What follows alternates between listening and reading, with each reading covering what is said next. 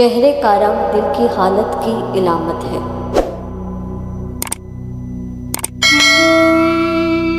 महबूब बनना तो हर किसी के बस में नहीं, लेकिन आशिक बनना तो बहुत आसान है।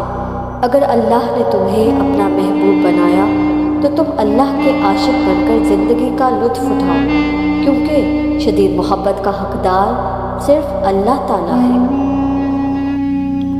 याद रखना दोस्तों, अगर आप महबूब का कर्ब चाहते हैं फिर एक दूसरे से मोहब्बत करो, चाहे उनकी मौजूदगी हो या गैर मौजूदगी, सिर्फ उनकी भलाई देखिए।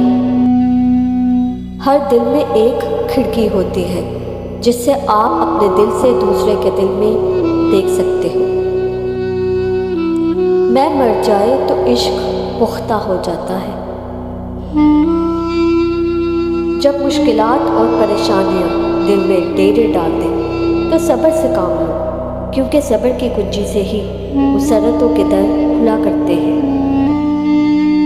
जहाँ पानी गिरता है वहाँ सब्ज़ा उगता है, जहाँ आंसू गिरते हैं वहाँ रहमत उतरती है। टूटा हुआ दिल खुदा की तवज्जो खींचता है। खुश नसीब है वो रूह जो खुदा के लिए रोती है।